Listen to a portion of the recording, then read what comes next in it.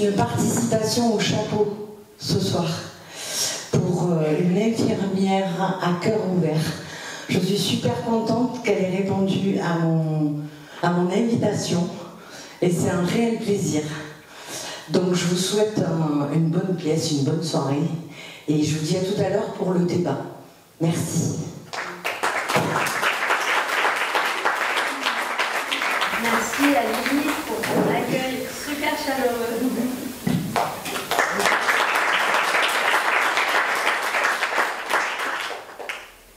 Et merci à tous et toutes d'être venus. Alors moi, ce soir, je suis venue pour vous raconter une histoire. Cette histoire, c'est celle d'une femme sur la planète Terre, parmi les êtres humains.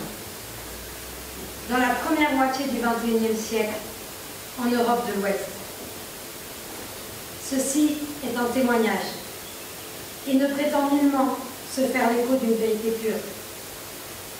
C'est simplement l'histoire, écrite par elle-même, d'une infirmière à cœur ouvert.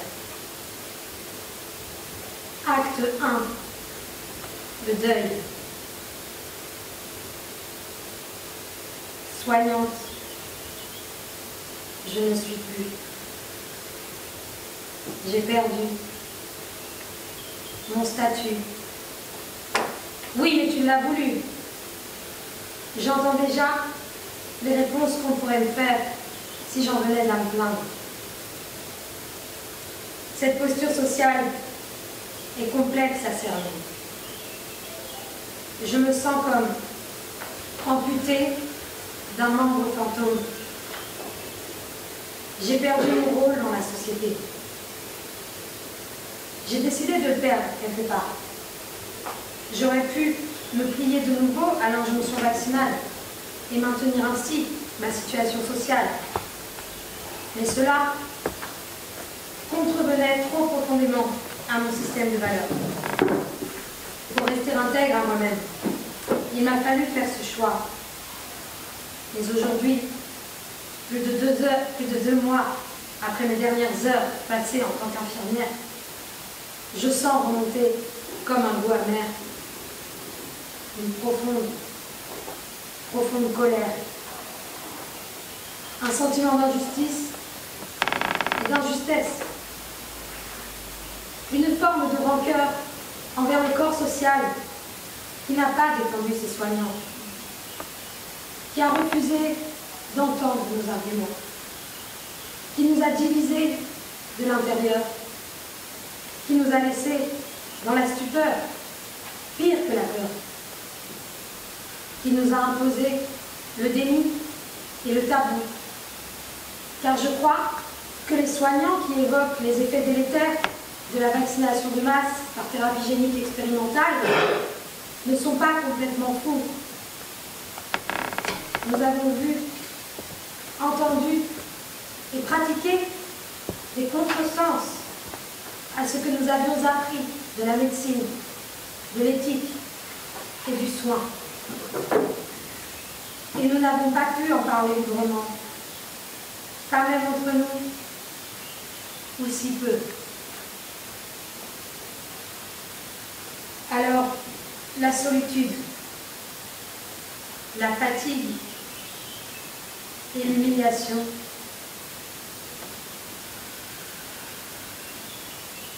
Je veux construire le récit de ma perception des 2 dernières années, car je cherche à me soigner de ce qui m'a été imposé, invectivé, autorisé ou dénié. À moi, la caricature, si j'en crois les médias, paranoïaque, utopiste, pas réaliste, égoïste ou encore complotiste. Mais moi, je crois m'être simplement posé des questions. J'ai donné mon corps à l'expérimentation. J'ai eu les 2 premières injections, le 15 avril et le 6 mai 2021. Début juillet, j'ai remarqué que mes 2 dernières périodes de règles étaient particulièrement rapprochées. Au 18 juillet, 6 jours après l'allocution présidentielle annonçant l'entrée en vigueur du pass sanitaire, mon sang coulait de nouveau. Le cœur serré par l'angoisse, je connus de nombreux épisodes de tachycardie. Et fin août, j'avais passé moult nuits sans sommeil. Et mes règles avaient saigné 7 fois depuis début juin. Et les gens pourraient, après un rendez-vous, pour obtenir une vaccination, leur permettant de vivre une vie considérée jusqu'ici comme normale. Vite ma dose, site gouvernemental. Le droit fondamental avait cédé du terrain au grand capital. Et j'ai des infirmières. Le sujet du grand non-débat national était symbolisé par mon travail. Et ma blouse blanche, totem du grand dilemme. Je cheminais difficilement, bouleversée, bousculée et épuisée. Puis, des effets secondaires et indésirables commençaient à se produire, à s'inscrire dans la réalité, si profondément reniée par nos sociétés. Rapport de force. Si tu ne domines pas, alors tu te soumets. Début septembre, rentrée des classes. Les adolescents deviennent la cible des campagnes vaccinales, dont la promotion est assurée par l'État dans les collèges et les lycées.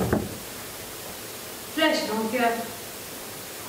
Les adultes ne protègent pas les mineurs.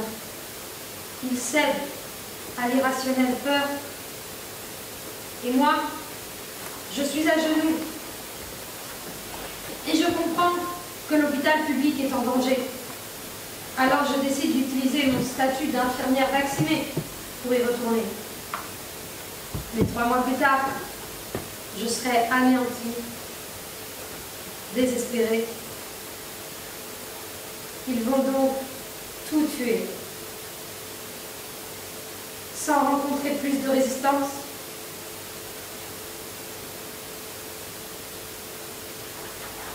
Je suis encore très triste. Je suis encore très blessée. Mais je ne suis plus à pleurer. Je suis renforcée. Car je suis restée droite. Je suis restée debout. Je me suis renseignée. J'ai cherché à expliquer afin d'essayer de pardonner pour avancer. J'ai cheminé et j'ai trouvé où me planquer. Aujourd'hui, je galère à faire mienne des compétences que je n'ai pas dans un métier de prof qui n'est pas fait pour moi. Moi, je sais accompagner les malades, les fous, les mourants. Je connais des gestes et des techniques pour les soulager. Mais je ne peux plus le faire. Pourtant, c'est la société entière qui a besoin d'être soignée, apaisée. Mais elle se prive de ses bras armés. Comprenez-vous cela? Comprenez-vous cette peine qui est la mienne? Être privé d'exercer un métier pour lequel on est fait, un métier pour lequel on s'est battu, car croyez-moi, le chemin qui mène à devenir soignant est difficile pour toute personne guidée par ses idées. Combien de fois m'a-t-il fallu renoncer à mon espoir de justice et d'égalité? Combien de fois m'a-t-il fallu laisser de côté mon humanité afin d'accepter de si mal accompagner des patients blessés? Combien de mes larmes auront-elles coulé dans le silence et l'intimité?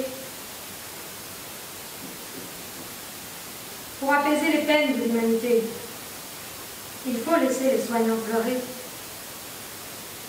Et pour mieux évoluer, peut-être faut-il les écouter parler, car les soignants sont des témoins des malheurs humains.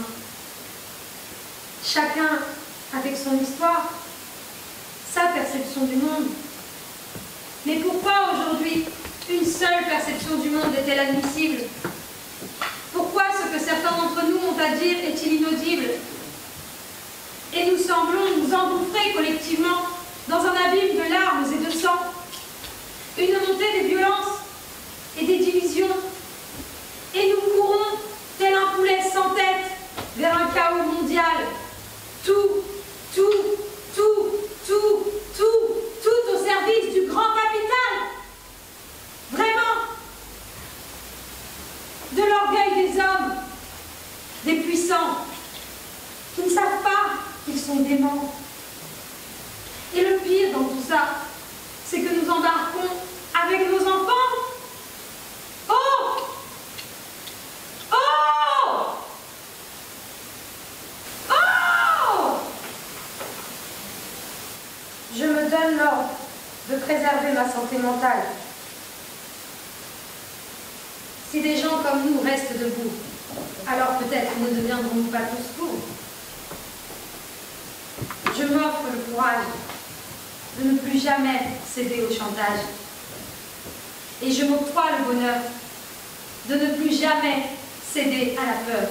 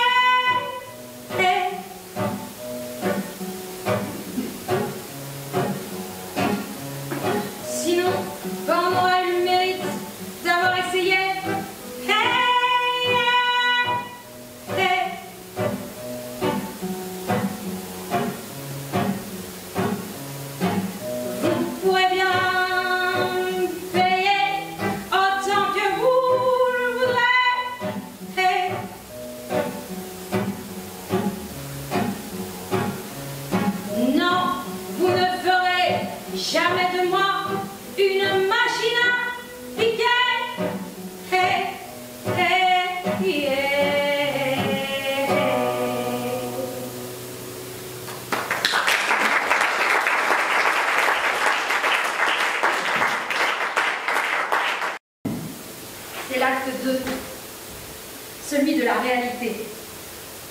Les quelques textes qui vont suivre ont été écrits le matin en rentrant de mes nuits de travail l'hiver dernier. Les mots sont parfois crus, il n'y a pas de prise de recul. C'est le témoignage brut d'une période où j'étais imprégnée de ma colère, de ma tristesse et de ma hargne. Une période aussi où j'étais confrontée quasiment quotidiennement à l'effondrement d'un système de santé que j'avais beaucoup affectionné, par lequel j'ai été formée et qui n'a cessé de me désillusionner. La chronologie pourra peut-être vous surprendre, mais cela est dû au fait que les soignants aujourd'hui ont une bien drôle de façon de découper leur quotidien, toujours incertain, régulièrement rappelés pour revenir sur leurs jours de repos ou modifier leurs horaires de travail.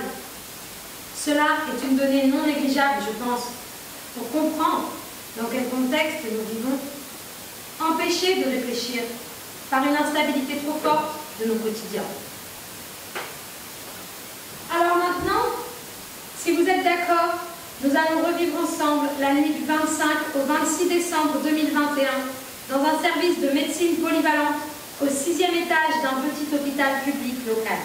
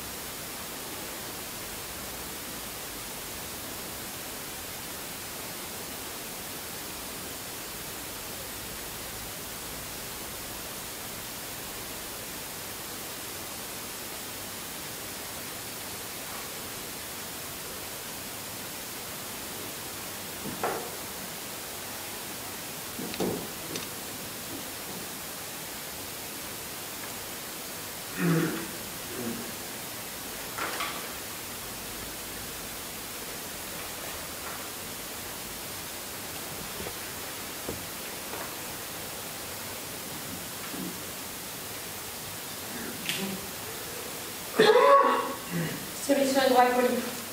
30 secondes.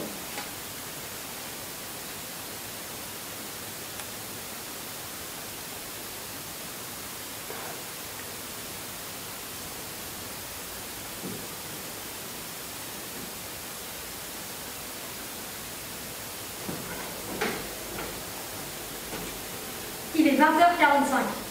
D'abord, des transmissions longues et lourdes. Une collègue infirmière épuisée qui n'est pas encore prête de terminer. Quand le relais arrive, c'est le moment de se poser pour faire tout ce pourquoi le temps nous a manqué. Enfin libérer des besoins et appels incessants des patients. Il est 22h.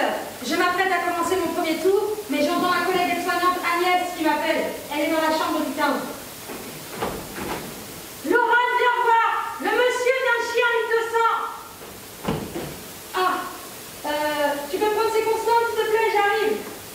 Et merde, ça commence mal.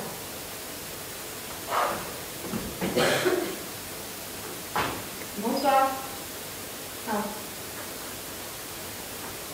Il est à 18 de tension et 125 de pouls. Un épisode violent de rectoragie. Hyper angoissé. Il faut d'abord le changer, nettoyer tout ça. Toute cette crasse immonde d'exudat explosée sur le sol, le lit, le long des jambes et surtout le corps de cet homme malade à crever. Puis, il faut désadapter les nombreuses perfusions pour lui enfiler une nouvelle chemise. Il est d'une maigreur absolue. Ses yeux sont globuleux. Il a la bouche ensanglantée, des rougeurs et des plaies sur toute la peau, des rougeurs, des suintements et de la merde mêlée à du sang. Il a 50 ans seulement. Et le regard d'un enfant, la douleur, la peur. Mais quand je lui demande s'il a mal, il répond toujours non. Pourtant, son visage grimace dès que je le touche. J'entends du bruit dans le couloir. Ça va, Agnès? Quoi? La verve du patient de la 16 diffuse. Ok, et ben tu peux prendre mon relais au 15 et je vais au 16. Bon, merci. Monsieur, je vais vous laisser entre les mains d'Agnès qui va s'occuper de vous réinstaller, ok? Ce que je fais, c'est que je vais voir le monsieur de la 16 qui a appelé. Et après, je vais tout de suite téléphoner au médecin de garde pour voir avec lui ce que je peux faire pour vous, ok? On s'occupe de vous, monsieur, ok? Ça va aller. Allez, à tout à l'heure. Agnès arrive, hein? Bon, le patient de la 16, il est Covid, ce patient, et donc à l'isolement. tenue de cosmonaute pour l'approcher.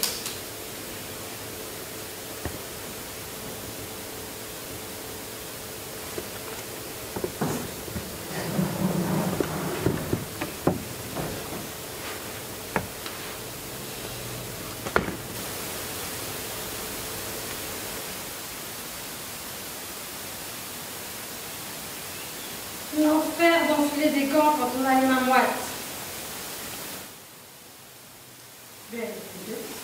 Accessoire indispensable de la mode covidiste des années 20.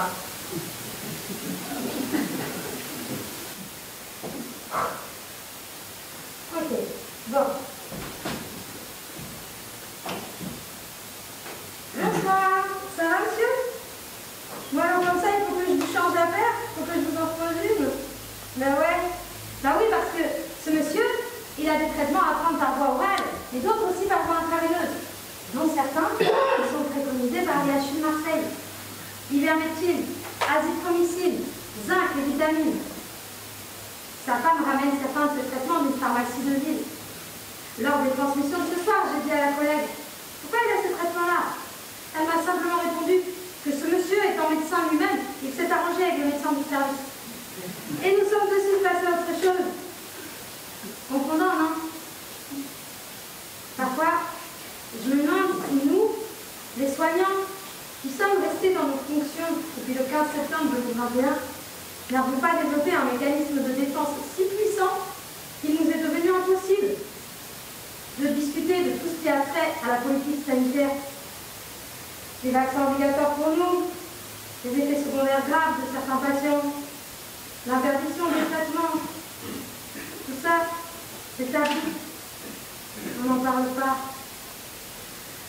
De peur peut-être de susciter un conflit, ou bien tout simplement parce qu'il nous manque des mots pour décrire ce qui demeure difficile à penser, à analyser, et pas suffisamment d'énergie aussi. Bon, revenons auprès de ce patient médecin de la tête. Alors, eh bien, je vais commencer par désadapter la tubulure du carton, et puis d'ailleurs, je vais ranger un peu tout ce merdier de tubulure en ailé, parce que là, ah, un peu pareil, hein. Voilà. Ok, bon. Alors, monsieur, je vais retirer le cathéter de la veine endommagée, tout en retirant le pansement transparent. Ça va vous arracher les poils, je suis désolée. Alors, allez, inspirez. Soufflez, voilà, c'est bon, on y est. Est-ce que vous pouvez appuyer, s'il vous plaît? Hop, je vous mets un petit pansement. Ça va? Dites-moi, est-ce que vous auriez un rasoir dans vos affaires personnelles pour éviter ce genre de petite épilation gratuite la prochaine fois? Oui? Yes! Pas besoin de ressortir du sanctuaire isolé du comité. Alors, il est où ce rasoir? Ah oui. Ah, c'est bon, je l'ai. Je veux bien votre avant-bras droit, s'il vous plaît. Merci.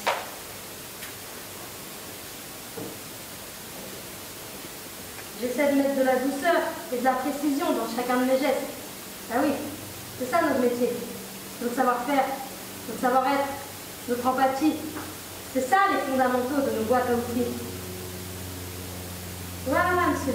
Alors, on choisit la veine ensemble? C'est vous qui allez l'avoir la paire après, hein? Ouais. Si vous dites ici, là, ça vous va?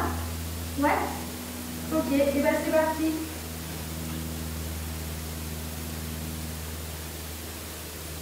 Inspirez. Soufflez. C'est le sang remonte, je pousse le casse-monte, j'appuie sur la veine, je rétracte l'aiguille, je viens le garrot, je chope la tubulure, hop, je la connecte, ici j'ouvre les champs, ça passe, ici ça ne pousse pas. Parfait. Ça va? Ok. Bah écoutez, tant qu'à faire des tâches, je vais peut-être prendre votre saturation d'oxygène et votre température, ça évitera de repasser tout à l'heure. Je vais tous les selles, évidemment. Hop. Et je veux bien votre index, s'il vous plaît. Merci. Je regarde si votre oxygène fonctionne. Hein. Chut, nickel. Vous étiez à 4 litres. Comment vous vous sentez, vous? Bien? Ok. Pas d'essoufflement particulier? Super. Bah, il dit pareil que vous, saturomètre 98, c'est bien ça? Ouais. Est-ce que vous voulez un autre oreiller ou qu'on vous relève un peu le haut du lit pour dormir? Non? Ok. Merci.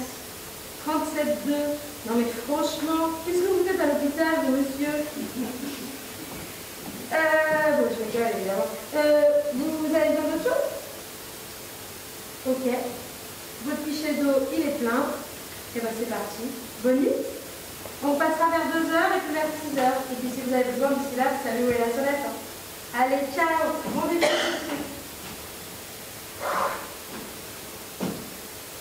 Ça, c'est fait.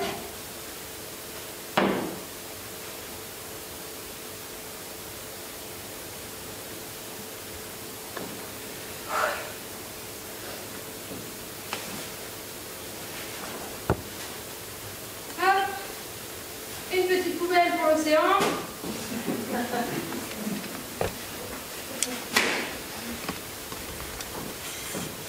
Bon, il faut que j'appelle le médecin de garde pour lui parler de l'épisode de rectoragie du patient de la 15.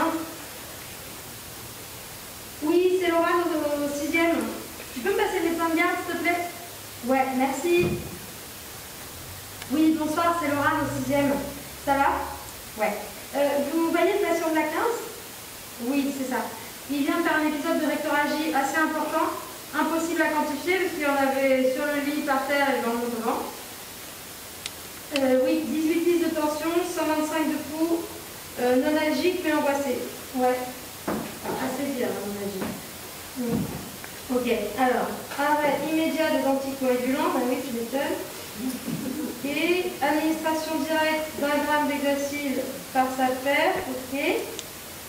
Pause d'impulsion électrique de 3 grammes sur 24 heures, ok. Prise de sang, oui. Qu'est-ce que je mets? Marqueur de la coag, oui, normal. Et RAI, recherche d'électricité régulière, ok. Je commande du sang, du coup, oui. 2 kg de rouge, ok. Et ben ça marche. Et pour sa tension, qu'est-ce que je mets? 10 mg de l'oxène. Ok, bon ben je fais ça en vous attendant. Ouais, faites gaffe sur la route. Allez, à tout à l'heure, merci. Et ben, ça fait quand même beaucoup de boulot. Et pour l'instant, j'en ai vu que 2 sur les 29. Bon, Agnès, ma collègue, commence le premier tour toute seule. Et moi, je vais voir le patient de la 15 pour lui administrer ses traitements. Bonsoir, monsieur. Alors, je viens d'avoir le médecin. Il propose que vous preniez du Loxène. Vous connaissez, c'est le médicament que vous avez le matin. C'est un autre dosage, là. Et c'est pour faire baisser votre tension.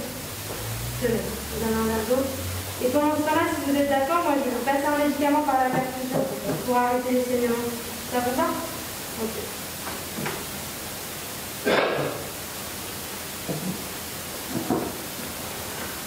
Ça va? Super.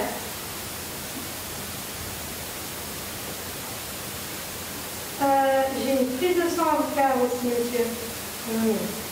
Bah oui, c'est la gueule, le monsieur. Au capital veineuse, j'ai vu un peu de chagrin. La collègue du soir m'a dit que c'est l'infirmière anesthésiste qui est passée pour le perfuser dans l'après-midi, puisque mes collègues n'y arrivaient pas. Le voilà donc réduite à chercher une veine sur ses jambes. Je le pique 4 fois dans le droit. Mais rien. Pas une seule goutte de sang. Pas même quand je retire l'aiguille. Tellement malade que ses veines se rétractent à l'intérieur de son corps. Et moi, je suis à moitié couchée dans son lit, à essayer d'avoir du sang dans mes putains de tubes. Même pas je lui parle, ni même je le regarde. Et lui, il souffre en silence. Ah, c'est les urgences. 2 minutes. Oui. Combien de visites j'ai dans le service ce soir? Il me reste un lit ce soir. Ah, mais je t'arrête tout de suite, je ne peux pas y rentrer maintenant. Non, non, là je suis... D'ailleurs, est-ce que c'est toi le collègue infirmier anesthésiste? Oui. Oui, car les infirmiers anesthésistes font des gardes de 24 heures à l'hôpital. C'est lui qui était là cet après-midi pour le perfuser, le patient. Tu vois le patient de la 15? Oui. Au 6e, oui. Il va falloir qu'on le transfuse dans la nuit, mais j'arrive pas à le prélever. Ça t'embêterait de passer le prélever? Ouais, non, t'inquiète, c'est pas l'urgence absolue. Ouais, ça marche. Cool, je te remercie. Merci, à tout à l'heure. Bon. Monsieur, je viens d'avoir mon collègue infirmier anesthésiste qui est passé pour perfuser cet après-midi. Il est aux urgences pour l'instant, il y a un petit peu de monde, mais dès qu'il arrive à se libérer un moment, il va compter pour vous faire la prise de sang parce que je vais arrêter de vous charcuter, ça ne sert à rien, je suis désolée. Bon, en attendant, ce que je vous propose, c'est de vous poser, on va laisser le médicament que je viens de vous administrer agir. Ok? Hop, je vous sers un verre d'eau, monsieur. Hein. Hop, surtout n'hésitez pas à boire, d'accord? Je vais éteindre la grande lumière si vous voulez. Et je peux laisser la lumière dans la salle de bain, comme ça vous y verrez un peu plus clair. Et je peux laisser la porte ouverte si vous voulez. S'il y a un problème comme ça, on vous entendra. Ça vous va? Ok, à tout à l'heure. Allez, reposez-vous. À tout à l'heure. Je rejoins Agnès, elle est sous pression, moi aussi, on se cause mal forcément. Il me reste une prise de sang à faire en plus au patient de la 9 portes parce qu'il faudrait savoir dans la nuit comment est son hémoglobine et ses agglutinines irrégulières pour le retransfuser tôt demain matin si nécessaire et libérer ainsi un lit dès demain midi. Il n'y a pas de petites économies. Bon. Bonsoir. Ils font la gueule les deux messieurs de cette chambre. La collègue des transmissions de ce soir m'avait bien dit qu'ils reminaient leur colère à l'égard des soignants du service depuis le matin déjà. Mais là, ce coup-là, pour eux, c'est le pompon. Une prise de sang à minuit bientôt, non mais franchement, a-t-on jamais vu ça? Oui, bah, faut voir les conditions dans lesquelles on bosse, mon monsieur. Je suis pas sûre que vous feriez mieux. Bon, excusez-moi, je suis désolée. Est-ce que vous êtes d'accord que je fasse cette prise de sang? Oui? Ok. Je peux m'asseoir à côté de vous? Ok. On y va. Inspirez. Soufflez. Vous pouvez appuyer, monsieur, s'il vous plaît?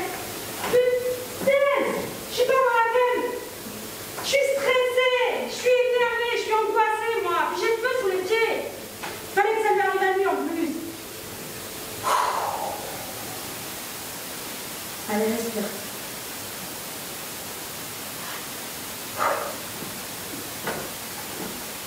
Excusez-moi, vous devez m'enrouler. Je peux commencer? Merci.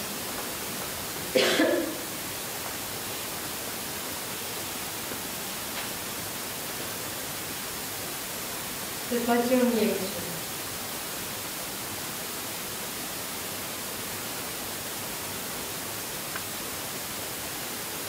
Voilà. Ça va? Ok. Est-ce que vous avez besoin d'autre chose? Ça marche. Bonne nuit, messieurs. Je rejoins Agnès. Il est minuit passé, on finit le tour tant bien que mal. J'ai pas fait la moitié des surveillances que je devais, mais le médecin de garde et l'infirmière anesthésiste sont arrivés dans le service. C'est rassurant. Mais en même temps, ça sent la volée de boulot. Bah oui, parce que le médecin de garde est un passionné. Passionnant. Perfectionniste. Très perfectionniste. Et l'infirmier anesthésiste, lui, est un vieil infirmier. Rodé, pas stressé. Il va m'aider. D'ailleurs, il part immédiatement par la prise du sang du patient de la 15 que je n'ai pas réussi à faire. Et moi, pendant ce temps-là, je vais passer un coup de fil à la collègue de chirurgie et ouvrir ce bon Dieu de truc. Là. Oui, c'est Laura, en 6e, ça va? Comment c'est chez vous? Oui, laisse tomber du coup. Oui, non, mais chez nous, c'est pareil. Je t'appelais savoir si tu avais un moment pour venir m'aider à préparer mes œuvres pour demain. Non, mais laisse tomber, avec 2 blocs plus une entrée, c'est pas possible. Non, ouais, ça marche. Bon, si par miracle on a une petite aération dans la nuit, on s'appelle. Ouais, ça marche. Bon courage à vous, les filles. Ciao.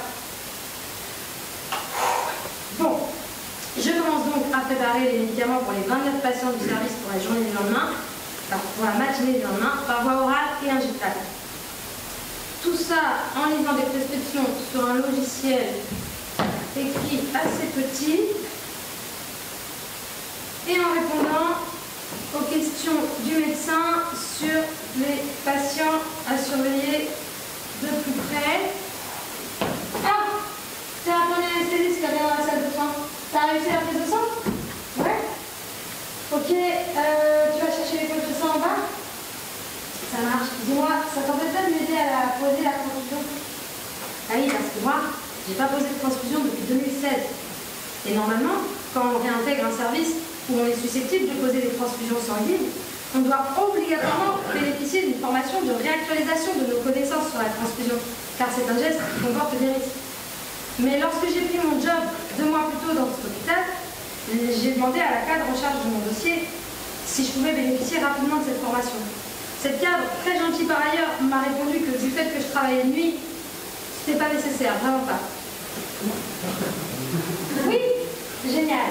Et ben, j'aurai donc ma formation de manière informelle, mais c'est tout aussi bien. Hein. Bon, eh bien, le collègue descend donc chercher les poches de sang, en attendant qu'on reçoive les résultats de la prise de sang. Et puis, le médecin de garde quitte le service, après m'avoir donné les consignes pour les patients de la 0 fenêtre, de la 3 fenêtre et de la 15, évidemment. Bon. Et nous, avec Agnès, bah, on va se poser à l'office, on boit un coup, et puis on s'excuse mutuellement de s'être posé un peu mal plus tôt dans la nuit. On apprend à se connaître, c'est chouette. Ça y est, t'as les poches de sang? Nickel, l'infirmière anesthésiste est arrivée dans le service. Bon, on va voir si les résultats sont arrivés. Non, de toute façon, c'est assez rapide, ça, généralement, pas. Ah bah, c'est bon, on peut y aller. T'as pensé à prendre du contrôle de ma malade, du contrôle préconstitutionnel? Génial.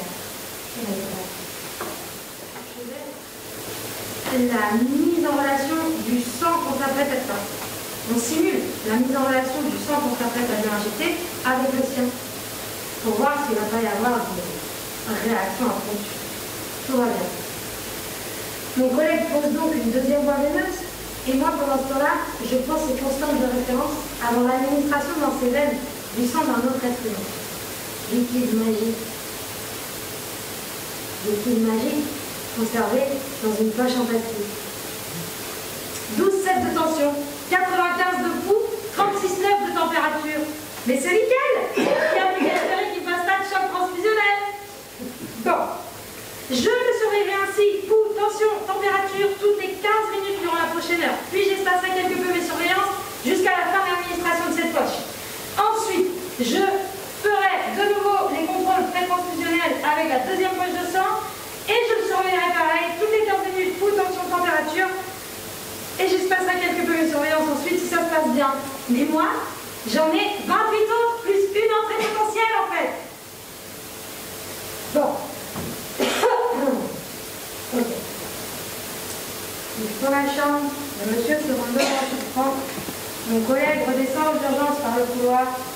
Et là, avec Agnès, on entame le tour de 2 heures. Et là, on refait des lits, on change des draps, des protections, des alaises, des chemises, on repositionne les patients qui prennent des positions vicieuses, on masse les sacrums et les talons qui rougissent, on réinstalle les électrodes, on repose les électrodes des télémétries qui se décollent, on vérifie les lunettes, les masques à oxygène qui décollent, on remplace les pichets d'eau qui sont vides par des pichets d'eau qui sont pleins, moi, je débouche les paires qui ne passent plus, je règle les pouces seringues électriques qui sonnent, j'aspire les bronches qui s'encombrent et je renforce les pansements qui saturent et sans cesse. Je retourne au 15, voir s'il supporte la transfusion. Ah.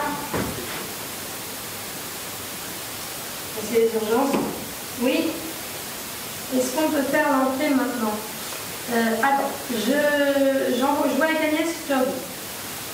Qu'est-ce que t'en penses, Agnès? C'est l'entrée montée en fait. On est ok. Non, on va pas faire l'entrée tout de suite. Non, attends. Moi, j'ai la transfusion à surveiller, les médocs sont pas du tout finis de préparer pour demain, et on n'a même pas fait la moitié du cours de 2 heures. Oui. Et il est quelle heure là? 3h moins quart, ok. À 4h, vous voulez la monter? J'imagine que ça fait 9h qu'elle est dans les couloirs, mais écoute, à cette heure-ci, 1 heure de plus, 1 heure de moins. Ouais, ça marche. 4h pétant pour mettre devant l'ascenseur. Ça marche? Ok, ouais, bon courage à vous les collègues. Ciao. Bon. Le tour se fait. Rien d'extraordinaire. Le patient de la 15 supporte sa transfusion. Le sang d'un autre, goutte à goutte dans ses veines. Dans sa chambre, le temps est comme suspendu. Et il est 4h déjà. L'entrée monte. Elle a fait un œdème aigu du poumon. Elle a donc 5 litres d'oxygène sous masque, un pouce seringue électrique de l'azélix et une antibiothérapie intraveineuse. Cette femme présente une obésité morbide, extrêmement compliquée à mobiliser. Bon, on est dans l'ascenseur.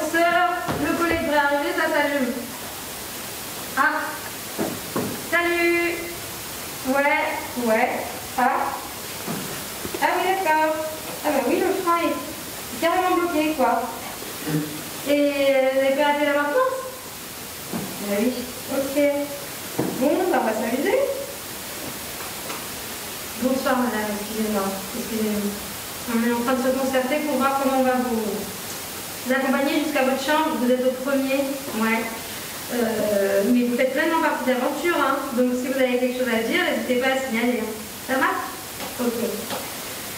Ok, bon, écoute, comme on tourne dans ce sens-là, c'est pas mal que je sois bloqué là. Enfin, en fait, voilà, il faut juste qu'on tire comme des bœufs, que tu pousses là. Oui, on y va? 1, 2, 3.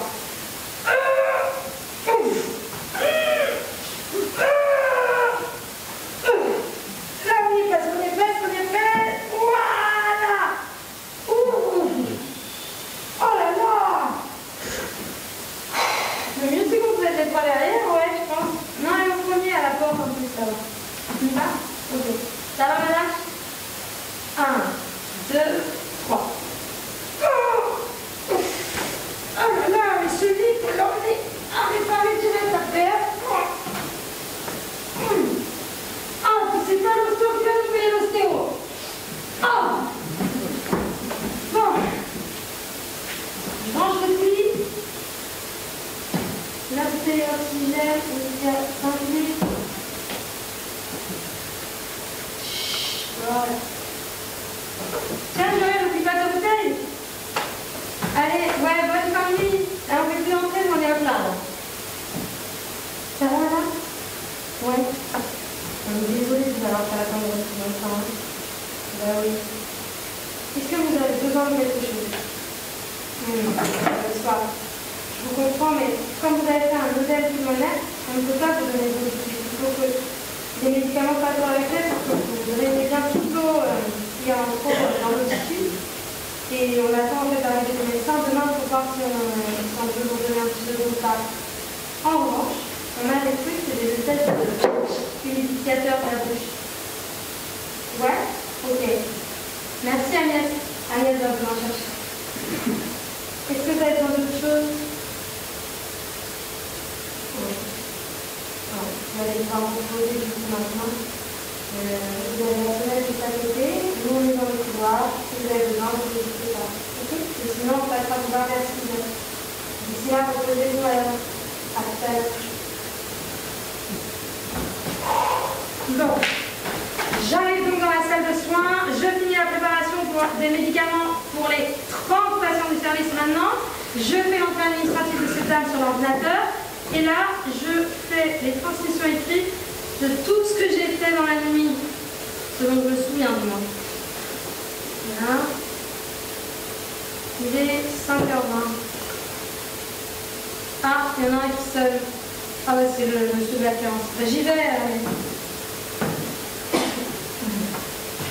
Oh non. Encore 1 millilitre de sang dans ses draps. La tension qui remonte. Et la peur dans ses yeux. Agnès, viens m'aider s'il te plaît. On change, on pense au mieux la chair à vif de ce monsieur. Et ensuite, je cours aux aéroplanes poser une perte de cortisone et on enchaîne sur le tour de 6 heures. Quelques réglages, quelques changes, quelques plaintes, quelques ceci, cela, ici ou là. Et enfin, on arrive à une subtilité de couleur qui existe dans le surblouse. Cette époque est vraiment étonnante. Ce qui m'intrigue le plus, c'est que avant, dans le métro, on toussait pour cacher nos pets. Et maintenant, on pète pour cacher nos toux. C'est quand même étonnant. Drôle d'époque.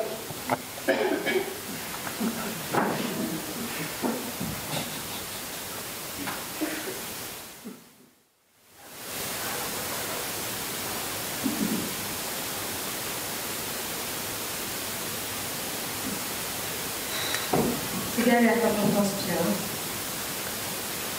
Vous voyez un peu tout ce temps passé par les soignants.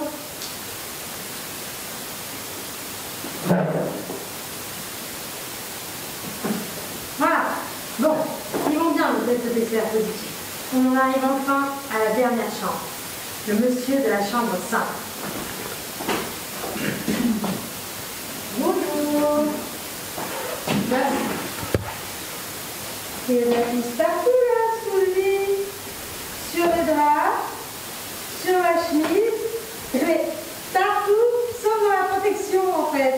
Non, c'est bien, mais le comble! On finit par se marrer avec Agnès de l'ampleur de cette vie qui a l'air de tout nous aura fait chier, même les sacs de linge. Et puis il faut dire que le monsieur de la 5, il est vraiment rigolo. D'ailleurs, il est tellement rigolo qu'à l'hôpital on l'attache. Mais oui, je vous comprends, mais carrément, vous vouliez vous lever pour aller pisser, c'est quand même la moindre dignité. Que vous appelez, nous on est là pour ça. Et oui, vous ne voulez pas nous embêter, c'est hyper gentil, mais en fait on est là pour ça, on est là pour être embêtés. Moi ça me fait plaisir de venir vous aider à vous lever. Ben oui. Bon, l'avantage c'est que ce matin, comme ça au moins on va passer du temps ensemble, quoi. Ben oui. Bon. Ok. On commence. Ouais, ça marche. Donc, monsieur, vous allez pouvoir vous tourner la main en vous accrochant à la barrière, si vous voulez. Je vais vous aider. 1, 2, 3. Agnès, ma collègue, pousse le drap sale, la vaisselle et la protection sale sous le monsieur, passe un petit coup de chips sur le matelas, un petit coup de pollen dans le dos du monsieur, et enfile le drap propre, la laisse propre et la protection propre. Voilà, monsieur, vous allez pouvoir tourner sur le dos. Ça va? Ouais? Ok, oui, moi aussi. On fait l'inverse? 1, 2, 3, c'est bon, monsieur. Je tire sur tout ce qui est sale, je coupe par terre, que ça se tire, je pique par terre, un petit coup sur ma table, un petit coup sur le dos du monsieur, et je tire le drap, après je plie, la laisse, la protection, et voilà, monsieur. Vous pouvez écarter un petit peu les jambes? Mais... Ça va peut-être de ton côté? Ouais. Ça va, c'est pas trop serré, monsieur? Ok. Est-ce que vous voulez une chemise propre? Ouais. Les bras. Voilà. Bon. Mais oui, je vous comprends, mais... le petit-déj, c'est pas encore tout de suite, monsieur. On va devoir vous laisser au lit, mais... Ce que je peux faire, c'est que je demande aux collègues de tout à l'heure quand elles vont arriver de vous servir en premier le petit-déj. Mais bon, c'est encore ce sera dans 1h30, quoi. Ouais. En attendant, vous allez rester au lit, ok? Mais après, vous pourrez aller au hôtel. Allez. On vous rattache, monsieur. Hein.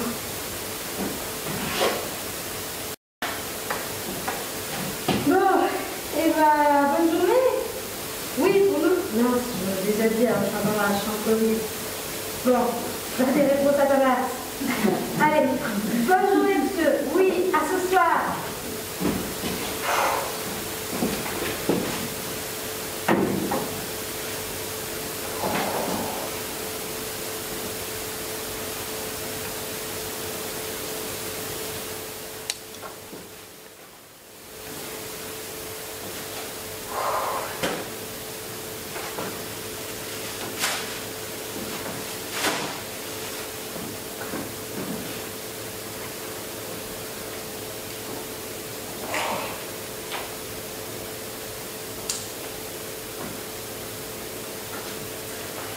Il est 6h30. Les collègues de jour sont déjà là. Elles s'imprègnent du calvaire pour s'apprête à leur laisser. Chacune réagit à sa façon. Le stress, la fatigue, l'inquiétude aussi. Les médicaments de moins en moins bien approvisionnés. Le matériel qui vient à manquer ou qui n'est juste pas bien rangé. Ces conditions-là, dans lesquelles ils nous font travailler. Les collègues partent faire des soins de 6h du matin que j'ai pas eu le temps de finir. Moi, je vais ranger mon chariot et ma paillasse.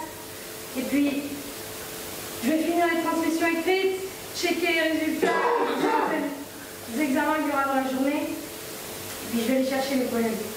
Et je leur laisse mes transmissions orales, chacune pour leur secteur. Ensuite, je descends au 5e étage aux urgences chercher les médicaments qu'il allait leur manquer pour la journée. Elles m'ont bien dit de pas le faire. Mais elles m'ont aidé à faire les soins de 6h du matin. C'est normal que j'en passe autant. Et puis, il est 8h moins le quart quand j'arrive enfin dans le vestiaire.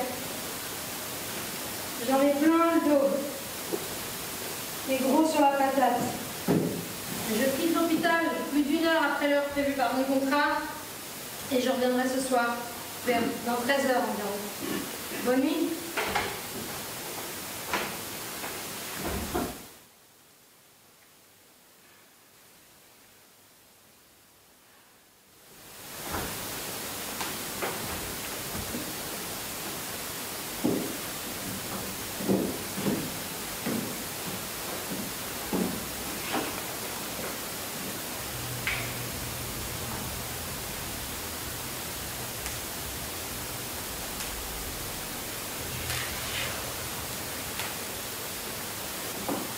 Et puis, c'est le matin du 27 décembre. Ça y est, enfin, ce week-end interminable de Noël est terminé. Tous les soignants, tous les services me paraissent épuisés et même désespérés. Les patients, abandonnés, pas le temps de bien les accompagner. Le service de médecine polyvalente au 6e étage est un bordel sans nom. Le désordre y règne. Pas le temps de ranger, de réapprovisionner correctement. Les perfusions sont un fatras de poche au bout de tuyaux hyper longs. Risque de confusion. Mais comment faire quand le temps est contre nous? Quand nos cerveaux résonnent de multiples sonnettes et informations? Comment faire pour vraiment prendre soin dans ces conditions? Donnez-nous vos solutions, vous, les cols blancs de l'administration. Les heures ne sont jamais assez longues pour aller au bout des tâches qui nous sont données de faire. Et tout s'enchaîne, se rajoute, s'entremêle et me déroute. La charge mentale, on n'est plus compatissant dans ces conditions. Alors, on n'est plus soignant dans ces conditions. Et pourtant, ce sont bien des hommes et des femmes malades que nous avons entre nos mains. Et nous jouons avec leur destin. Mais on dirait que ça ne vous fait rien. C'est sûr, ce n'est pas vous qu'ils regardent dans le fond des yeux quand ils sont apeurés, angoissés ou énervés. Pas vous non plus qui les leur fermez quand leur vie s'en est allée. Pas vous qui nettoyez les traces des maladies sur leur corps et dans leur lit. Pas vous qui vous agitez sans cesse en appréciant franchement quand vous posez vos fesses. Parce que nous, les soignants, ne passons pas nos journées assis. Nos pieds sont endoloris, nos jambes sont alourdies, nos dos sont embouillis et nos esprits sont ahuris. Saturés de travail que nous sommes. Sommes-nous encore femmes et hommes? Robots ou bêtes de somme?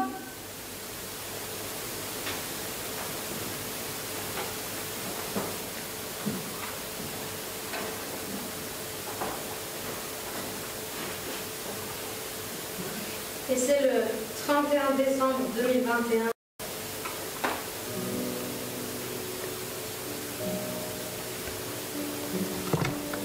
Voici la dernière nuit de cette année de folie pour nous à l'hôpital local. Elle fut une nuit d'accalmie, une bouffée d'air après cette quinzaine incendiaire. Finalement, quand on court partout, je préfère. Ainsi on évite le sujet insensé de leur crise sanitaire. Quand ils poussent à s'inquiéter dur comme fer, sans pour autant, franchement, sans faire. Comme c'est étrange, comme c'est étrange, comme c'est étrange. Dissonance cognitive et phrase collective.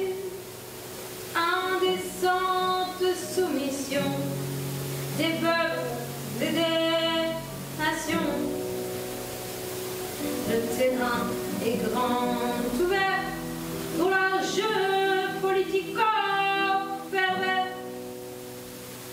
Notre capacité de réflexion, depuis si longtemps, j'achève. Mais ce matin, comme j'espère,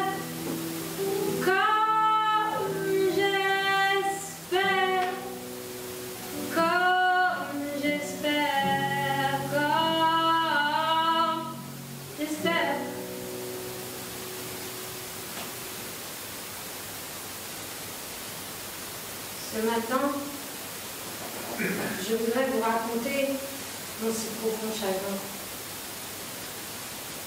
Mon âme de soignante est épuisée et résignée. Je ne peux plus respirer dans votre système de santé.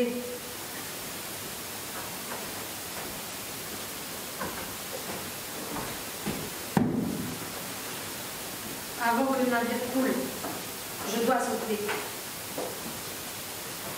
Mais quelle peine que de tout abandonner, alors que je croyais avoir encore tant à donner. Mon cœur et mes mains pour soigner, mon sourire et ma sensibilité pour rire et pour pleurer, ma tête et mes pieds pour comprendre et pour aider, mon expérience acquise de la santé. Et de tout ça, ils préfèrent s'en passer. Plus de place pour mon humanité dans ces couloirs aseptisés. Ici, j'ai froid. Je me sens seule.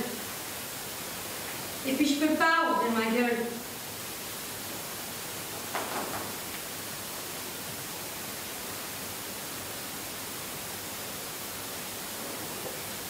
Alors, je dois rendre ma blouse.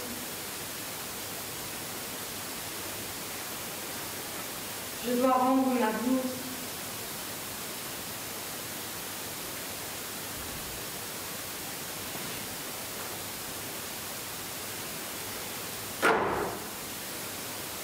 Et je voudrais la déchirer avant de vous la redonner.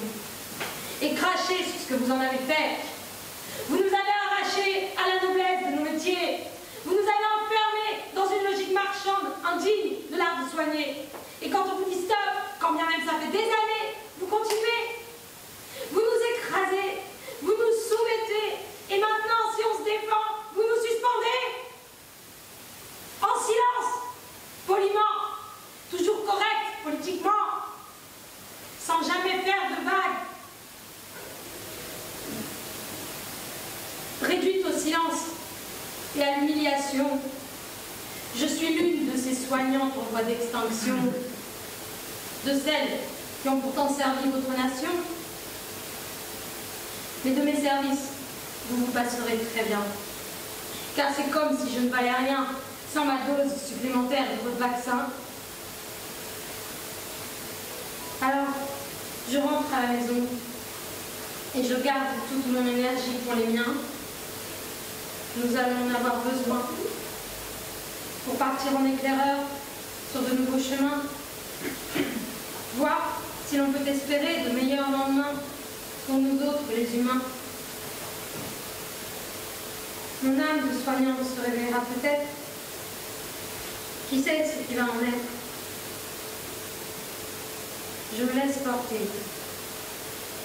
J'arrête de partir au combat. Acte 3. La chute. Flashback sur un moment de profonde solitude, traversé le 12 décembre 2021. Je sens la fin du sacerdoce arriver, comme une petite musique, tantôt angoissante, tantôt rassurante. Suspendue. Infirmière suspendue. Sans salaire, sans minimum revenu. Punie, au point. Il faut obéir si tu veux un avenir. Oui, mais moi, j'ai toujours préféré le verbe de réfléchir. Et j'ai beau tourner le problème dans tous les sens. Je ne me résous plus à la voie de l'obéissance. Alors, je m'en irai quand vous m'y contraindrez, quand votre folie et la mienne ne trouveront plus leur trait d'union, leur médiocre conjugaison. Nous utilisons peut-être les mêmes mots, mais en réalité, nous ne parlons pas la même langue. Quand vous dites crise sanitaire, moi j'entends soignants au bord du gouffre, quand l'hôpital est si en gouffre, alors que vous faites simplement référence au plus célèbre des coronavirus. Ce que vous nous décrivez ne correspond pas à ma réalité. La catastrophe que vous annoncez est la cause d'un bouleversement si profond de notre société. Et nous sommes les victimes d'une guerre d'idées, pétries que nous devenons d'une étrange et latente anxiété. Jusque dans le fond de mon âme, votre mauvais vent a soufflé. Et j'ai bien cru perdre pied, moi, femme, mère et professionnelle de santé, d'abord mise sur un piédestal, héroïne d'une guerre de que dalle, éphémère compassion puis brutale, mise à pied, pieds nus. Où sont passés mes sabots et ma blouse blanche que j'avais dans la peau? Mais je deviens allergique à ce costume de marionnette, à ce trop-plein de moisissures couvert de vos paillettes. Je ne veux plus soigner une humanité si bête. Je cherche un apaisement et une retraite. Laissez-moi dormir. Je ne suis pas votre soubrette. Non, je n'essuierai plus toute cette merde que vous avez au cul. Je ne penserai plus vos plaies suintantes de pu, de nécrose ou de sang. Je ne sentirai plus, je ne manipulerai plus votre pisse acide ou vos crachats putrides. Je ne me casserai plus le dos à vous relever quand vous n'y arriverez plus. Je ne préparerai plus vos doses ou vos surdoses médicamenteuses qui parfois vous rendent plus malade que vous ne l'étiez. Et surtout, je n'assisterai plus à vos agonies sans volonté, sans humanité. Vous m'invitez à partir? Eh bien oui, avec plaisir. Et pourtant, un mois plus tard, presque jour pour jour, le 11 janvier 2022, mes collègues du centre de soins à domicile étaient en manque de personnel. Alors elles m'ont appelé pour venir les dépanner. Comme je les aime beaucoup, bien sûr, j'y suis allée. Ce jour-là, je faisais des horaires de coupe. J'étais donc sur le poste qui propose des soins au cabinet. Janvier 2022, l'horrible tâche des tests Covid à la chaîne.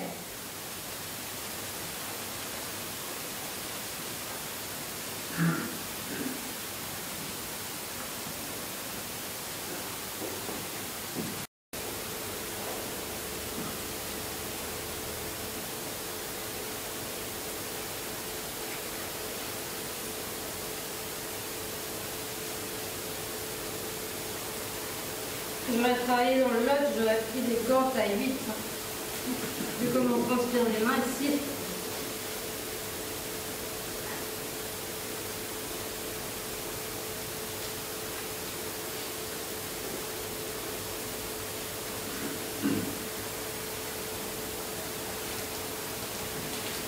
PCR, antigénique, il y a tout ce qu'il faut à la vie. Beaucoup d'enfants, tout minots ou un peu plus grands, ils sont tous cas contact. Test obligatoire à J0, J2, J4, J6 pour retourner sur les bancs de l'école. Effrayante course folle. Le sourire des marmots dégringole. Cette époque leur offre une bien triste farandole.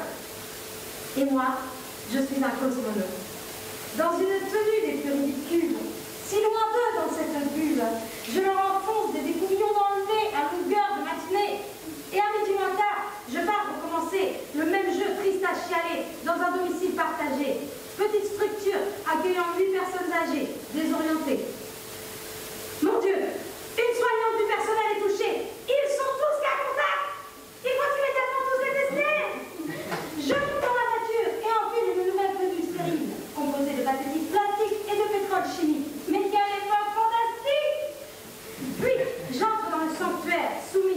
sanitaire. Et là, je commence à remplir les fiches administratives pour les 10 tests PCR que je dois faire. Carte vitale, identité déclinée sur 2 papiers et sur le tube de prélèvement pour chacun des patients. Puis, enchaînement de prélèvement. Il est midi, ils sont tous autour de la table. Drôle de repas pour ces anciens qui ne comprennent plus rien. Et j'en arrive enfin à la dernière. Mais moi, je suis extrêmement pressée. Ben oui, car je dois être de retour au centre au midi-30, l'heure à laquelle la personne envoyée par le labo passe relever les prélèvements. Et cette vieille femme dort sur son assiette, shootée au Risperdal. Bon, sans sa molécule, il faut dire que ma vie s'emballe. Comme ça, au moins, elle est calme. Oui, mais moi, je suis extrêmement pressée. Les 2 collègues qui travaillent ici viennent donc m'aider. L'une lui attrape les mains et lui coince les bras derrière les barreaux de la chaise.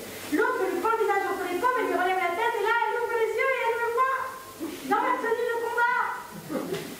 Et moi, je lui dis, Madame B, vous êtes bien contente. Je vais donc devoir faire un test PCR. Bon, c'est pas très agréable, mais vraiment, c'est pas très bon. Et là, je m'avance vers elle, mon écouvillon tenu bien en l'air. Elle s'est débattue. Et elle a hurlé, salope! Collabo! Moi, j'ai failli tout lâcher. Je suis reculée puis j'ai dit, avant, nous n'étions pas des tortionnaires. Les collègues l'ont lâché, s'y sont relevés et m'ont dit, elle n'est pas vaccinée! Comme si elles étaient possédées, hypnotisées. L'extraordinaire banalité du mal, vous connaissez? C'est bien de Collabo que m'a insulté cette femme née en 1931. Ben moi, il y a comme un écho qui me revient à travers son vieux chagrin.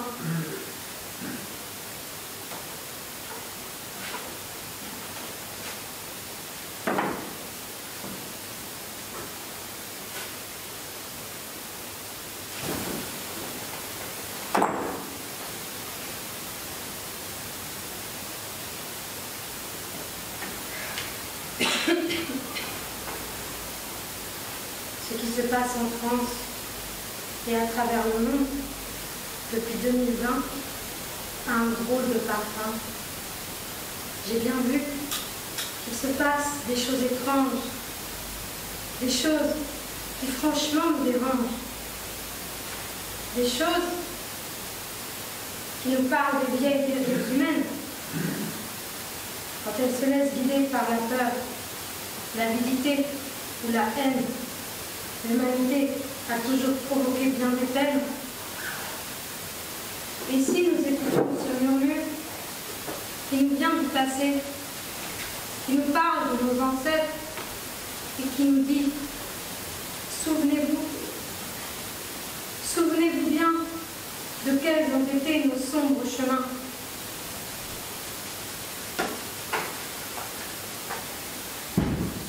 Et de moi, je supplie que cette prière d'une vieillarde ou d'infirmière tombe dans l'oreille de l'univers.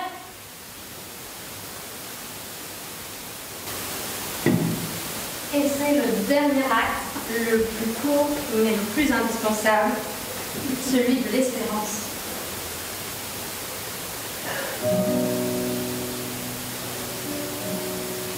Ces quelques mois où je me suis extirpée du combat ont été l'occasion merveilleuse de me ressourcer, de me reconnecter à ce qui m'anime, à ce qui me tient.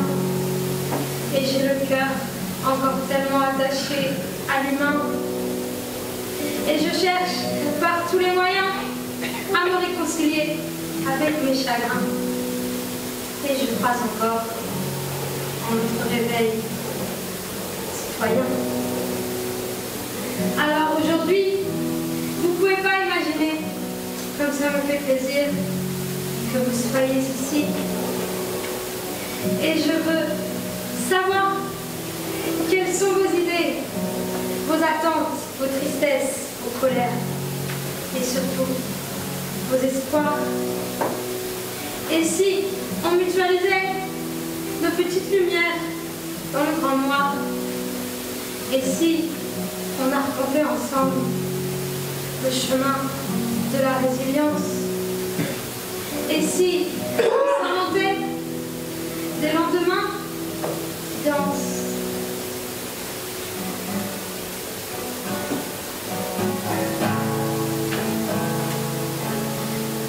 Soignant de d'hier, voilà amputé de mon savoir-faire. Mais alors, quelle place aujourd'hui pour moi dans vos enfers? Quel costume enfilé cette fois-ci pour plaire? Puisque moi je ne saurais jamais me taire, je jette cette bouteille à la mer, gorgée de mes larmes d'infirmière, de mes rêves et mes chimères. Puisse-t-elle un jour toucher la terre? Bravo.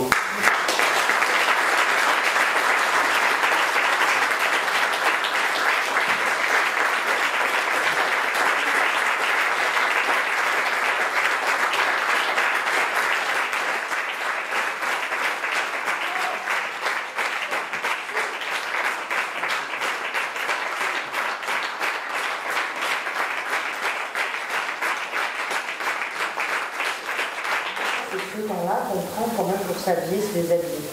Et je trouve que c'est indispensable dans ton spectacle, parce que c'est vraiment... Et même la façon dont tu vas t'habiller, sachez que ce petit rituel, le coup de l'habillage avec un stylo, le ciseau, voilà, la pince, voilà, c'est plein de petites choses, mais qui font que c'est ça notre vie de soignant. Cet habit est aussi important en fait. C'est... On est le cas quand on vient à la gamme de héros, mais en tout cas, voilà, on y va quoi. Et je trouve que tu le représentes super bien. Et pareil pour le... Alors, il y a une chose, moi, que je rajouterai parce que je l'ai vécu, c'est quand tu mets ta première blouse, moi j'aurais mis un sac poubelle. Parce que rappelez-vous qu'à un moment donné, nous n'avions ni masque ni sac poubelle. Et ça, c'est une réalité quand même. En France, c'est quand même une aberration. Quoi. Et c'est le petit détail que moi j'aurais rajouté parce que j'ai été très en colère quand j'ai vu ça. Je ne comprenais pas. Et c'est vrai que tous ces changements, vous voyez, dans un service, en effet, on va avoir d'un patient à un autre. Mais ce n'est pas que les infectés qui vont sonner de telle heure à telle heure et les non-infectés qui vont sonner de telle heure à telle heure. Dans la nuit, on peut arriver à s'habiller plusieurs fois en cosmonaute, là, juste pour 2 minutes ou 5 minutes ou 20 minutes. Non, on ne sait jamais quoi. Et quand vous avez fait 20 minutes avec cette tenue, essayez à la maison, à 40 degrés, parce que nous, en chirurgie ortho, et en digestif, on a mis 42 degrés des fois parce qu'on n'a pas de clim, quoi. C'est la première fois où je vois vraiment ce temps-là. Et ça, je trouve, voilà. Bravo à toi, parce que c'est un hommage aux soignants. Le fait d'avoir été... nous, en tant que soignants, on lutte contre la discrimination depuis toujours. On ne veut pas de discrimination, on ne veut pas de jugement. Moi, je sais qu'il y a des transmissions, à des moments, quand ça déborde un peu, ah, ben lui, il doit voir un petit peu, ben, moi, je les regarde, je dis non, je ne veux pas de jugement. On s'est toujours battu pour avoir une bonne entente pour éviter le jugement. Quoi. Et en fait, depuis la crise Covid, on a balayé tout ça. Tout ce que nous a formé, en fait, on l'a balayé. Aujourd'hui, on arrive à faire à l'hôpital de la discrimination, du jugement, et à grande échelle. Quoi. Donc, voilà. Je pense que c'est bien pour notre santé. Ouais, moi, j'aurais une question, simplement savoir si c'est la crise qui a amené tout ça, ou si déjà la situation avant la crise était déjà terrible, difficile pour les soignants. Moi, sur 20 ans de nuit, j'ai depuis 20 ans avec du matériel. Vous voyez, au moment, elle pousse le brancard, mais si je me souviens plus, mais c'est impressionnant. Moi, j'ai fait 10 ans d'urgence, et dans les 10 ans d'urgence, il n'y a pas une nuit où j'ai pas touché un brancard qui ne fonctionnait pas. C'est-à-dire que tu pousses par là pour aller par là, il va par là. Et toi, tu as un patient dessus, donc t'es comme ça, tu es tout seul. Je veux dire, on n'est pas en clinique, on est seul quand on. Moi, j'ai fait 10 ans seul à transférer les patients. À l'hôpital, elles ont de la chance, elles sont 2. Donc, c'est déjà pas mal. Aujourd'hui, vous ne signez plus un contrat de nuit, vous signez un contrat d'hôpital. Donc, l'hôpital vous met ou en nuit ou en jour, à tel service, à tel service. Il fait ce qu'il veut de vous. Donc la passion du soin, moi je sais qu'il y a des services dans lesquels je n'étais pas bien. Et d'ailleurs où j'ai refusé beaucoup de fois à y aller. Par exemple la pneumologie, moi c'est un service que j'évite d'y aller parce que ça me touche, parce que voilà, ça me touche trop. Et donc j'appréciais le fait de ne pas aller en pneumologie. Mais aujourd'hui les filles ne peuvent pas refuser quoi. Elles sont dans un système où il y a un contrat et on te dit mais tu appartiens à l'hôpital. Et je pense que ça aussi, ça a enlevé un petit peu la motivation du soignant, l'envie. Voilà, il y a pas de reconnaissance. Pour répondre à monsieur, non, ça ne date pas du Covid. Voilà, ça fait bien longtemps. C'est bien ce que je voulais ça fait même très longtemps. Oui. Et en 2019, les médecins et les soignants faisaient des grèves juste avant le Covid. Oui, bien sûr. Voilà, pour dire, ça craint. Pour terminer sur le monsieur, je pense que là où vous pouvez vous renseigner, c'est tout le passage de ce qu'on a appelé la tarification à l'acte. Oui. C'est-à-dire qu'il y a eu un moment où le médecin, le soignant allait à l'hôpital et il était payé à sa journée en fait. Et aujourd'hui, il est payé en fonction des maladies. Elles ne rapportent pas toutes la même chose, sachez. Non, le médecin, c'est pas le médecin qui est payé. C'est pas individuel. C'est-à-dire que l'hôpital reçoit de l'argent en fonction des maladies qu'il traite. Voilà. Et il y a des maladies rentables et il y a des maladies pas rentables. Donc on va s'occuper des maladies rentables, mais les personnes âgées, les patients psychiatriques, Oui, parce ça c'est pas rentable parce qu'il n'y a pas d'acte, il n'y a que de l'humain. Le capital que tu abordes dès la première phrase, je ne sais plus quelle est ta phrase, mais à un moment tu dis est-ce que tout ça c'est fait pour le capital et je trouve que c'est super de commencer ça par là parce qu'en effet c'est ça, c'est qu'on a le métier de soignant est devenu un marchand. C'est quand même assez terrible quoi, la dynamique des labos sur la médecine à l'heure actuelle. Quoi. Ils vendent des médicaments très chers. Moi je vais passer le micro comme ça va faire bâton. Au fond, vous ne posez pas seulement ce que j'aime dans votre spectacle, c'est que vous ne posez pas seulement la question de l'hôpital. Je crois que dans nos sociétés, on est malade, les soignants, autant que les soignés, ne sont pas seulement malades qu'à l'hôpital, nous sommes malades un peu partout. Et vous posez la question, une question tragique au fond, c'est où va notre modèle, même pas social, sociétal. Et c'est pour ça que je reviens à la question, et c'est une deuxième façon que j'aime bien de la façon dont vous posez le spectacle, c'est qu'à un moment donné, j'entrevois chez vous l'idée que vous posez la question personnelle de ce que vous faites à cet endroit, et que vous acceptez l'oppression, quelque part, de ce système qui est complètement fou et fada. Et c'est pour ça que j'en finis pour vous poser la question, mais quelle est votre issue à vous maintenant? Eh bien, merci. Ouh là là. Oui, alors en fait ce spectacle, du coup c'est la 36e fois aujourd'hui que je le joue et les 30 premières fois, après j'ai fait un débat pour les gens qui étaient là sur la résilience du système de santé. Quelles sont les idées, les rêves, les envies des gens en matière de santé et notamment du lien entre l'argent et les soins. Et donc du coup j'ai récolté tous les fruits de cette intelligence collective et aujourd'hui je coécris avec des soignants qui me tiennent à cœur, moi je suis en Bretagne, une utopie d'un lieu de soins qui justement vient travailler sur le côté global de la question, c'est-à-dire en fait c'est sans doute très symbolique que le premier pilier de la société qui s'effondre, c'est la santé. Ça parle du lien au vivant, en fait. Dans toute notre façon de vivre, on n'est que dans de la peur, de la paranoïa, nos médicaments, nos caméras de surveillance, notre façon de travailler aujourd'hui, d'être des pions, comme tu disais Lily tout à l'heure. En fait, c'est l'intérim qui est arrivé à l'hôpital. Mais toutes ces logiques sociétales, pour moi, sont mortifères, en fait. Et c'est ça qui amène à ce déclin qu'on est en train de vivre aujourd'hui. Mais pour autant, j'ai jamais eu autant d'espoir que ce que j'ai aujourd'hui en 2023, parce que j'ai l'impression que cette crise qui quelque part nous a précipité dans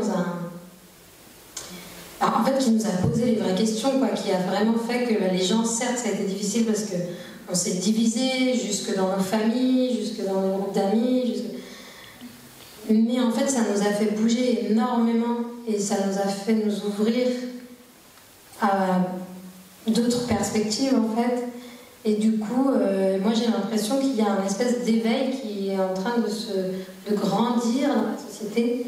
Alors après j'ai des biais, puisque forcément je fais ce spectacle, je vois des gens qui sont touchés par ces questions-là, mais moi j'ai toujours été touchée par les luttes anticapitalistes et puis les luttes humanistes, et j'ai l'impression qu'aujourd'hui il y a quelque chose de profond qui est en train de se passer. Donc pour répondre à votre question, ce que je fais vraiment aujourd'hui, c'est que à la fois je fais ça, à la fois je fais une formation de réflexologie plantaire intégrative, et je suis là par exemple, ça veut dire que je pratique une technique de massage de pied pour offrir des accompagnements aux gens. En fait, que le soin n'est pas une simple consommation. Le soin, c'est pas seulement je prends une molécule, je vais faire un examen. Un soin comme la réflexologie plantaire, c'est aussi un investissement du patient dans son corps, dans sa vie, et je trouve ça super intéressant. Et donc du coup, ce soin-là, j'ai été en stage là pendant 3 mois à l'hôpital de Redon, donc cet hôpital que vous avez vu ce soir, et la chambre du 15, j'y étais tous les mercredis pour masser des personnes en fin de vie, parce qu'en fait, la médecin oncologue de l'hôpital de Redon, elle a fait un diplôme universitaire de médecine intégrative, et elle est toujours dans le système, et les soignants qui sont dans ce système encore, avec qui j'ai eu des super liens, sont hyper heureux de nous accueillir avec d'autres pratiques, et en fait les soignants ont plus envie de ça que de faire des formations gestion de qualité et je sais pas quoi, du vocabulaire absurde de notre administration, quoi. Voilà. Merci. Il y a quelqu'un derrière. Toi, prends ton micro. Non, je préfère pas. J'ai une question concernant les soignants qui ont pu être réintégrés en milieu hospitalier, si ça a eu un impact, si vous avez des chiffres, des retombées, si ça a eu un impact au niveau de la facilité du travail journalier, ou si, à contrario, il y a énormément de soignants qui ont refusé d'être intégrés, qui sont orientés vers un autre job. Donc dans l'ensemble, en bilan, il y a quand même beaucoup de soignants qui sont partis. Il y en a qui ont réintégré, ça s'est bien passé. Mais il y a eu aussi des endroits où ça s'est mal passé parce qu'ils ont été réintégrés, mais dans un autre service, en bouche-trou, voilà, on leur fait payer leur position, quoi. Voilà, mais ça c'est très peu, parce qu'on a vu des exemples aussi où l'équipe a fait un super accueil à la personne qui a été suspendue, donc ça fait chaud au cœur quand même, quoi. Et donc on a vu un peu toutes les situations, mais je pense que maintenant c'est à la population de reprendre un petit peu son pouvoir au niveau de la santé, parce que là, si on continue à laisser... Moi j'ai vu ça en fait, sur mes 20 ans de soins, j'ai vu la médecine devenir du laboratoire, devenir de l'argent, quoi. Et c'est plus... Moi, l'hôpital c'est l'hospital, c'est l'hospitalité, tu soignes tout le monde. Moi, aux urgences, quand je suis arrivée, on prenait les SDF, les trucs. Et en fait, au fur et à mesure, par exemple, en 10 ans, à la 10e année, j'ai entendu un des médecins dire « Ah non, mais qu'est-ce qu'on se fait chier avec celui-là » Pardon, t'as pas signé le serment d'Hippocrate. On a eu une cassure dans la société, à mon avis, qui est encore marquée aujourd'hui. On a stigmatisé une grande partie de la population non vaccinée, traitée de complotiste, et donc en leur refusant l'accès aux soins ouvertement, parce qu'on n'avait pas le droit d'aller à l'hôpital, si on n'était pas vacciné ou testé. Donc cette cassure, je pense qu'elle est encore... à l'heure actuelle, elle est encore dans l'esprit de beaucoup de personnes. Alors moi, j'ai vu l'évolution par rapport à... Parce que j'ai fait signer une pétition dans les manifestations. Je suis partie avec ma petite pétition sur la réintégration. Mais ça, c'était avant le décret. On a fait une... Voilà, c'était pendant les manifs de retraite. Et en fait, au tout début des manifs de retraite, je passais... Et c'était même assez rocambolesque, parce que tu en avais quelques-uns qui te disaient « Ah oui, je suis pour vous ». Et puis tu en as d'autres qui te regardaient quand on en est là pour les retraites. Oui, moi aussi. Moi aussi, je peux me battre pour mes retraites, les gars. Même si on a été mis de côté, on peut aussi se battre pour les retraites. Mais on peut aussi vous rappeler qu'on est là, sans salaire, qu'on a suspendu des gens qui travaillaient, qui étaient utiles à la société, qui étaient utiles à nos patients. On manque de personnel depuis des années. Mais vraiment, quand on dit qu'on manque de personnel, on change de planning souvent. Le métier de soignant, c'est pas génial, quoi. Toute la famille peut vous le dire. Hein. Tout à fait, et aussi par rapport à ce que vous demandiez sur la scission qu'il y a eu dans la société à ce moment-là, est-ce que ça se... Moi, je trouve qu'aujourd'hui, je ne sais pas si vous le vivez comme ça, mais c'est comme si ça n'avait pas vraiment existé médiatiquement et tout ça. C'est comme si il y a une forme de silence radio. On oublie facilement un deuil, on fait son deuil, et puis au bout d'un an, aussi, ça y est, on a oublié les mauvais moments de la vie. Et ça ressurgit toujours à un moment ou à un autre. Et je pense que ça fait partie de la... Ah ben c'est clair. Ah ben c'est un psychotrauma collectif en fait, que ce qu'on a vécu. Oui, ben, les médias ont été vraiment très violents. Et c'est sûr qu'aujourd'hui c'est difficile. Et moi ce spectacle, donc souvent je l'ai joué devant des publics acquis à la cause, mais c'est aussi arrivé que je joue devant des gens avec des masques FFP2 par exemple, qui demandaient s'il fallait montrer leur QR code à l'entrée par exemple. Et donc c'est arrivé souvent, mais c'est arrivé 3 fois. Et j'ai bien vu devant ces publics-là que le psychotrauma est puissant et que les gens sont dissociés en fait, parce qu'ils ont même du mal à se reconnaître dans ce qu'ils ont porté comme jugement, comme parole sur des gens. Quand ils voient, parce que je crois que le spectacle il montre que en fait moi j'ai peut-être refusé la 3e dose, mais j'étais quand même humaine, j'étais quand même pas une mauvaise soignante, j'étais quand même... Et du coup ça les met en porte-à-faux en fait. Et puis surtout la dernière scène où on dit quand je dis c'est bien de collabo que m'a insulté cette vieille femme née en 1931, moi il y a comme un écho qui me revient à travers son vieux chagrin. Je crois qu'en fait on est dans une période qui réactive aussi d'autres anciens traumas en fait, des générations passées, donc c'est très complexe tout ça. Et effectivement je pense que on doit y aller en toute bienveillance aujourd'hui. Moi j'ai pas du tout de rancœur contre mes collègues qui ont été obligés de plier la tête en fait, parce qu'elles avaient un couteau sous la gorge, parce que quand tu es toute seule à élever tes gosses, que de toute façon ce système est fait comme ça, que on a tous des emprunts pour une bagnole, pour une maison, etc. En fait, d'envisager du jour au lendemain de ne plus avoir de salaire et de ne pas avoir de compensation, c'était juste pas possible. Et donc comment le cerveau humain réagit ou l'âme humaine peut-être même réagit face à ce type de menace, en fait on ferme les yeux et on avance et on accepte. Et je peux que leur pardonner et je peux que leur tendre la main en fait. Donc du coup moi j'ai envie d'être dans cette reconstruction du lien.